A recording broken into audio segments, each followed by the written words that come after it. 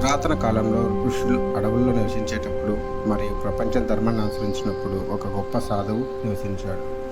అతని త్యాగం అమృతం పొందినది. ఆయన పేరు మహర్షి దదీచి. అపారమైన జ్ఞానం తపస్సు కలిగిన ఒక సాధువు. దదీచి సరళమైన జీవితాన్ని గడిపాడు. ధర్మాన్ని బోధిస్తూ సాధకులకు సత్య మార్గంలో నడిపించాడు. కానీ చాలా పైన దేవలోకంలో భయం పెరగడం మొదలైంది. దేవతలు దాడికి గురయ్యారు. వృత్తాసురుడనే రాక్షసుడు ఇంద్రా, నీ పాలన ఈ రోజుతో ముగుస్తుంది.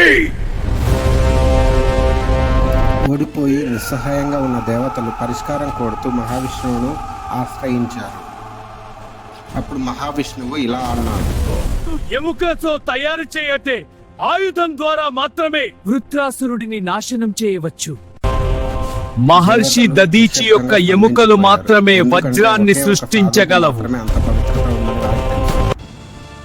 బరువైన హృదయాలతో ఇంద్రుడు మరియు దేవతలు అసాధ్యమైన దాన్ని అడగడానికి భూమికి ప్రయాణించారు. స్వాగతం దేవతలు, మీరు నా వినయపూర్వకమైన ఆశ్రమంలో అతిథులు. ఓ మహర్షి, నన్ను క్షమించు. మాకొక ఆయుధం కావాలి, వజ్రం. దీన్ని మీ ఎముకలతో మాత్రమే తయారు చేయవచ్చు. ఈ శరీరం తాత్కాలికం ఇంద్ర. నా త్యాగం విశ్వాన్ని రక్షిస్తే అది నా కర్తవ్యం. గురుదేవా, మమ్మల్ని విడిచిపన్నా. అన్ని జీవులకు సేవ చేయడమే గొప్ప భక్తి. అలా శిష్యులకు చెప్పి దదీచి ధ్యానంలో కూర్చున్నారు మరియు యోగశక్తి ద్వారా అతను తన శరీరాన్ని ప్రశాంతంగా విడిచిపెట్టాడు. ఆ సాధువు ఎముకల నుండి విశ్వకర్మ శక్తివంతమైన వజ్రాయుధాన్ని సృష్టించాడు. దాన్ని ఇంద్రుడికి అప్పగించాడు. ఇంద్రుడు ఆ వజ్రాయుధంతో వృత్రాసురుని యొక్క శక్తిని శాశ్వతంగా నాశనం చేస్తాడు.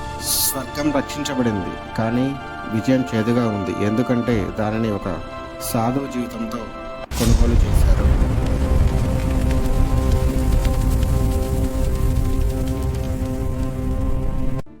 ఓ మహర్షి, మీ త్యాగం ఎప్పటికీ గుర్తుండిపోతుంది. మహర్షి దదీచి చనిపోలేదు. త్యాగం ద్వారా ఆయన అమరుడయ్యాడు. ఆయన ఎముకలు వజ్రాయుధమయ్యాయి, కానీ ఆయన కథ ప్రపంచానికి ఒక పాఠంగా మారింది.